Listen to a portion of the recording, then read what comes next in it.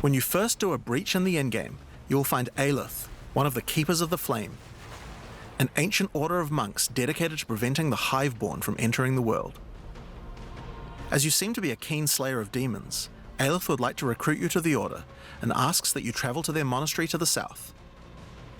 On the way there, you'll start to encounter more breaches, and will notice one of the first changes to the breach mechanic. You still have to kill monsters as fast as you can to keep the breach open, but now you can visibly see how much time you have left to keep it open, and how each kill extends its duration. What is this mysterious system? I don't understand what this is. What is this system? I've never seen anything like it before. Visibly see how much time you have left to keep it open, and how each kill extends its duration. They should have been like, yeah, low-key, deadass, we just took it from PoE1 and put it into PoE2. You know what I'm saying? That's what he should have said. I mean, he should say that. It's weird how they just keep implying. I get it. There's new players that only play PoE2, but like, come on, man. At least acknowledge that it's just straight right from PoE1. Come on.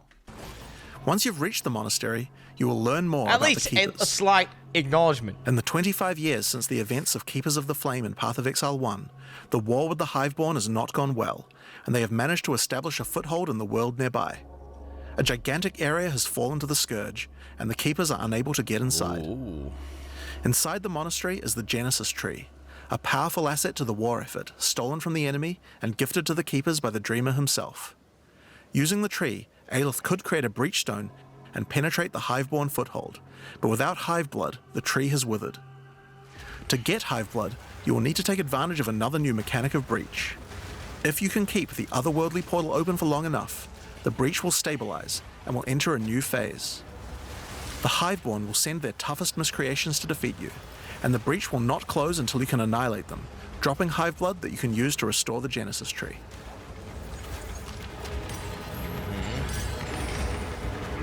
In some cases, you may even attract one of the deadliest foes the Hiveborn can offer, a Marshal of Zesht. Yo, did they just clip the fucking part from the announcement and make this video? Because I feel like I've listened to this exact verb, like this one-to-one, these words with this footage. These monsters also drop womb gifts, getting... and if you take these to the Genesis Tree, they can be used to craft items to fuck? help you in the war against the Hiveborn. Given that 25 years have passed since the beginning of the war, the tree has grown and withered many times, but with each cycle it learns and expands its abilities. When you first open the Genesis Tree, you will notice these holes into which you can place your womb gifts. Each womb gift can be used to create a different type of jewelry. Yes, so a lot of people think it's the PoE1 one, but it's actually not, guys. It's only jewelry. So you got jewelry and currency, to be clear, and they got specific minion shit in there and some caster shit. But like, yeah, it's still gonna be. I'm still doing it regardless. I love breach, and you know, fuck it. If I could just get sick rings and sick necklaces, who cares? Like, you know, that's still a good item. And must be fertilized with Hive Blood. And belts. So for example, you can place this amulet womb gift into the tree, and it will give birth to a random rare amulet. But the Genesis Tree is capable of much more. As you continue to feed the tree, its branches will regenerate, and allow you more and more control over what kind of items it will birth. So for example, this branch of the tree will allow you to control which base types of amulets can be birthed.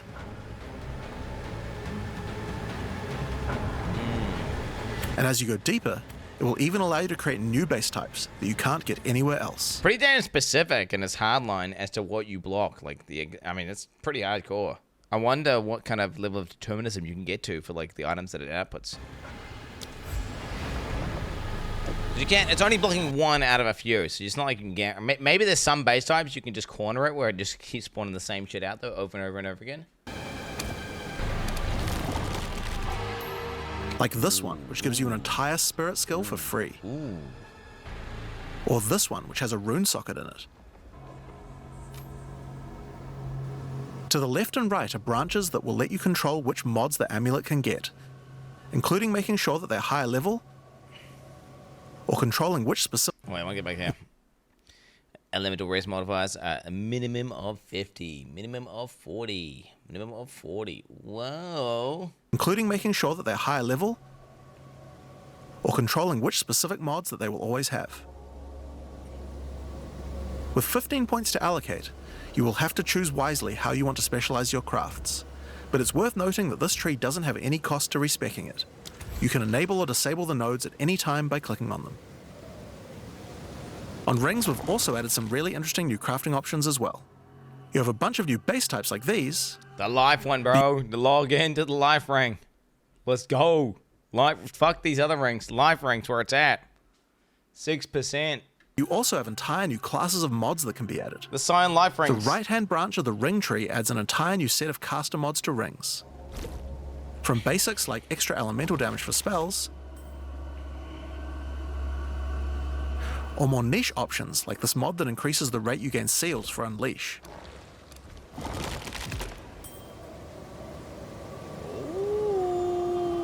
That's pretty And on the nuts. left-hand side, you 17% seal gain frequency. That's quite significant. And unlock an entire new set of mods for minion characters. This stuff is actually pretty important, because casters and minion builds didn't have as many slots with interesting item crafting compared to attack builds. The Genesis tree narrows that gap. There are also trees for belts and currency. I won't go over them too much here, but there are all sorts of goodies in these too, like being able to create new catalysts for jewels, Already deep dive all this. or a belt that gives lightning damage. Whoa! Once you've done enough breach encounters, you may finally get a womb gift capable of birthing a breach stone.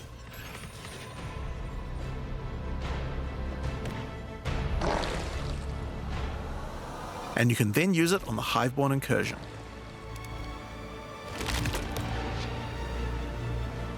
Once used, the true extent of the Breach Demon's foothold becomes clear. They have not only transformed the land, but constructed huge sky hives as well. I do love how the breach zone is kind of like this thing you put it on the map, which unlocks this area, which is like these special maps. It's kind of cool. I mean, I like it. I like it. When you I like enter it. the outskirts of their realm, you will discover breach hives. Using the power Like you actually path towards the fortresses, and you path towards the things, and you go in there, and if you want to full clear it, you can. If you don't, you want to, it's pretty nice. the Keepers of the Flame, these otherworldly structures can be burned away when walking That whole through sense them. of place. But for each one destroyed, more of the Hiveborn will attack when you attempt to purge the hive.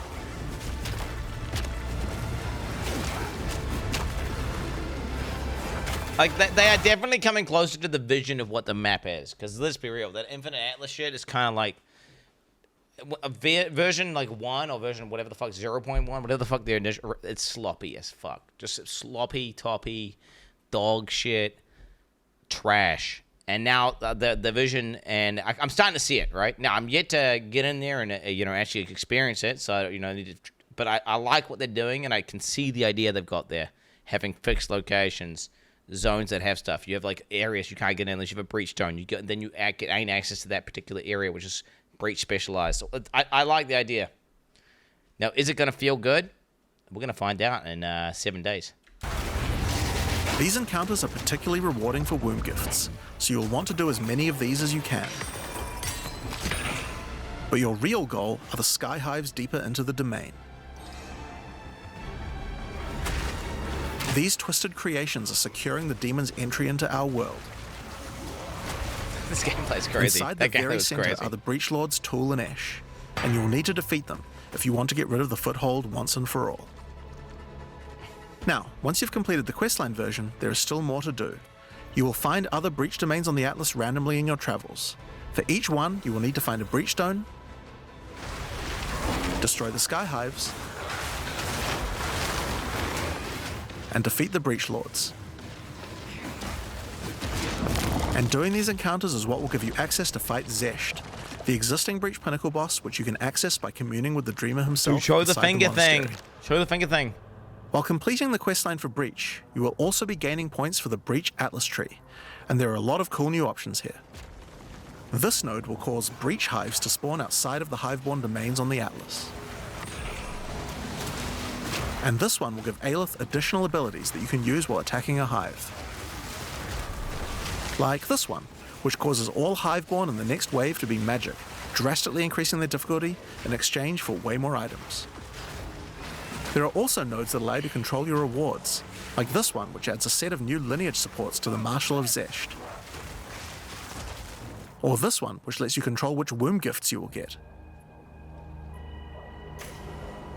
There's also some nodes that affect the Genesis tree, like this one, which will cause Zesht to drop his head, which when returned to the Genesis tree, will grow a grasping orchid on the side of it. Ooh. You'll have to experiment to find out what this thing is good for. Ooh. Putting rings on its fingers seems to make it happy. I love that, dude. That's the best thing, dude. It's out of all the things I designed, that's like the #1 breach upgrade. I mean, it's just, it's fucking cool, dude, the way you put the fingers on. Yeah, guys, I love breach, and this looks good. I must admit, every time I see the PoE2 Atlas tree, though, I guess I have bad vibes. I've got bad vibes to it. And I just remember it being so shit and just not liking it at all. So I just really hope these reworks are just super good. I really do hope. Yeah, because the PoE1 Atlas tree just feels so good. Like, unlocking the nodes and you specialize into the shit and it just feels like... I mean, it makes whatever mechanic you're expecting into feel so insane. So broken, so ridiculous. But then, conversely, it makes every other mechanic that you have that you're not expecting to feel complete dog shit and you just skip it. Whereas in PoE2, you get everything, right? So then, like, what? Every mechanic is juiced? So then I guess every single time you see a mechanic in the map, you just do it because it's like you're spec'd into it? I don't know. It's fucking weird, bro. And it's one of those things where it was... I hated the Atlas tree before. They've completely reworked it. We're going to go in. I obviously look at this, and it looks very similar, but you've got more choices and stuff now. Maybe it's going to feel better. Maybe this is the new Atlas tree that fucking makes us love it. What are you guys' thoughts for the Atlas tree stuff? Are you guys on the fence? Or are you excited, thinking it's looking poggers? Or do you think it still looks bad? It's good. Dog shit, caca. Don't care. Looks good. Have to see. Yeah, I'm definitely have to see angle myself, because it's you can't really judge it. You can be like, yeah, it looks like it could be good. I mean, technically, you've got like, it's kind of like the illusion of choice, right? With the other Atlas tree, you had opportunity cost, right?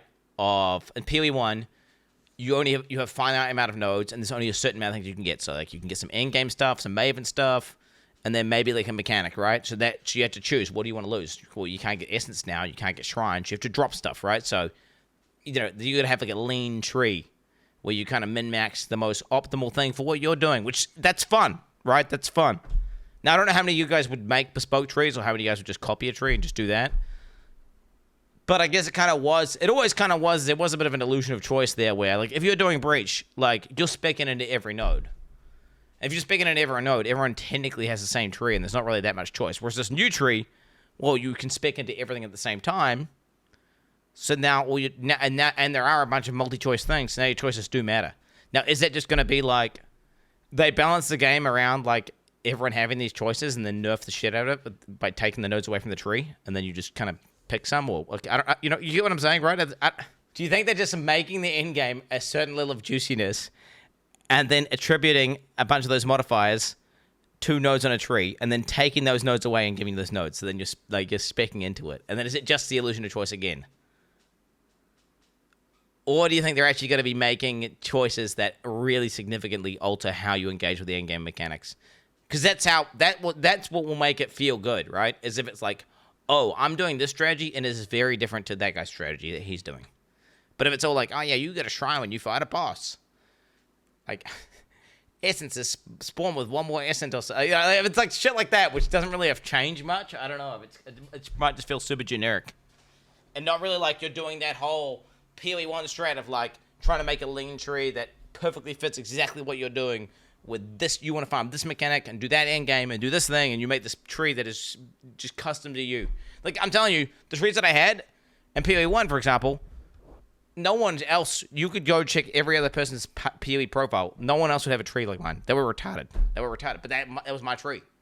And that's a good feeling, right? I feel like, designing your own trees, making them, and then using them. One in the chat if you just copied other people's Atlas passive trees. 2 in the chat if you're making your own passive tree. So most people making their own trees. Yeah. I guess we'll just have to see.